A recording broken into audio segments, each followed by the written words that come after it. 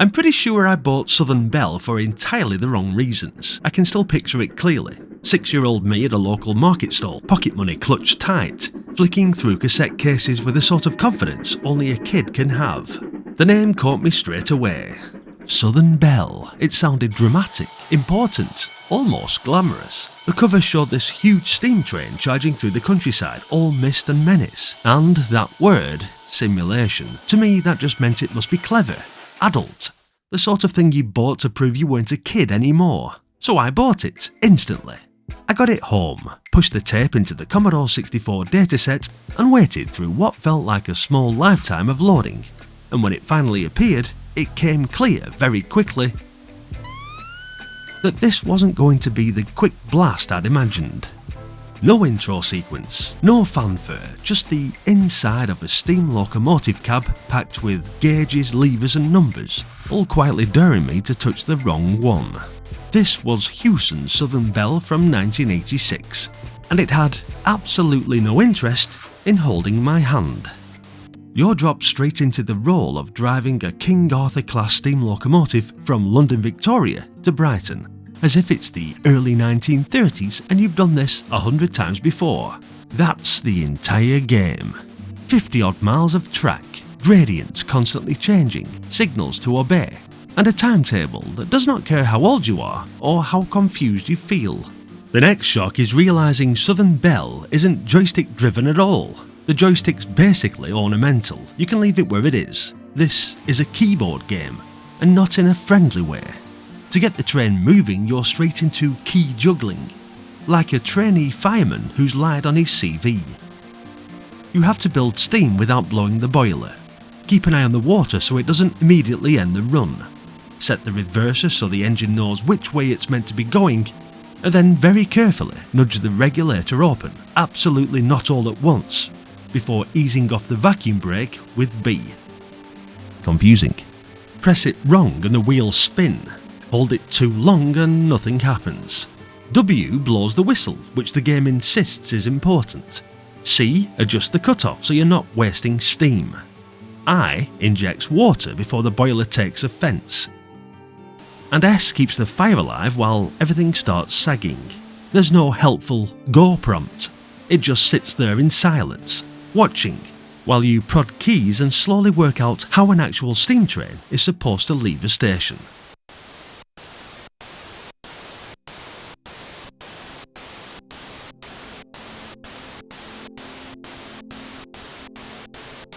Visually, it's very stripped back. Black and white line graphics, simple shapes, and movement that deliberately mirrors the real thing. At the time, that felt brutal. I was expecting excitement and speed. What I got was patience and responsibility. To its credit, the game does give you a way in. There are training runs and demonstration modes where the computer takes care of some of the workload, while you start to learn what's happening. From there, you can choose how far you want to push it. Full timetable runs with station stops, non-stop services, record attempts, or the infamous problem runs that exist purely to catch you out. And Southern Belle is relentless. You're judged constantly on economy, safety and timekeeping. Speed limits aren't optional. Ignore one and the train simply derails. Let the boiler run dry and that's the end of the run. Misjudge your braking at Brighton and you're rewarded with a very public collision into the buffers, complete with a blunt message what you've done wrong.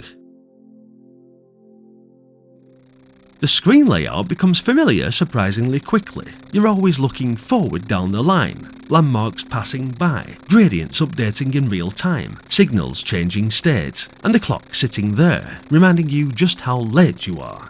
Messages scrolling along the bottom, calmly informing you of each new failure in wonderfully official language. Then there are the controls, and this is where Southern Belle really shows its teeth. You're not just making the train move, you're managing the regulator, adjusting the cutoff to control steam efficiency, watching water levels so the boiler doesn't turn against you, and using the vacuum brake with care rather than panic. Open things too quickly and the wheel slips. Brake too hard and you're penalised for rough handling. Forget the blower in a tunnel or misuse the injectors and the engine lets you know. Even the whistle matters. It all makes sense eventually, but getting there takes time. A lot of time. There is a manual, well, more of a cassette inlay, but it's excellent. It's also a serious read, more like a lesson in steam locomotive operation than a quick reference. If you want to understand why the smoke looks wrong or why the boiler just ended your run, the answers are in there. You just need the patience to sit down with it. I'll link it in the video description. A full run can take well over an hour in real time, which makes the save feature absolutely essential. You're constantly balancing coal, water, speed and braking, easing into stations and hoping you've judged everything correctly. One mistake can undo the whole journey. Replay value isn't huge. Most people complete a successful run, sit back and quietly admire what they've just done, but there's something strangely absorbing about it. The way smoke colour reflects efficiency, the way gradients catch you out when you relax, the quiet satisfaction of finally rolling into Brighton properly. It's no surprise opinions were split then and still are now. Some people found Southern Belle absorbing and almost therapeutic. Others found it slow and punishing. Me, I respected it, beat it once and moved on, but I never forgot it. It might have been cheaper than a model train set, as the magazines like to say, but it demanded far more patience. Southern Belle remains one of the Commodore 64's most unusual games. Slow, niche, unapologetically serious, and oddly memorable because of it. It's also worth saying plenty of people probably didn't buy Southern Belle outright at all. For a lot of us, this was something we discovered through magazine cover tapes. It appeared on C64 Megatape 20 and later on Commodore format issue 21, which suddenly makes a lot more sense. As a free extra, something you could dip into out of curiosity, it's far easier to appreciate. Finding it that way feels much kinder than spending your entire week's pocket money on it and realising you'd accidentally bought a working steam locomotive.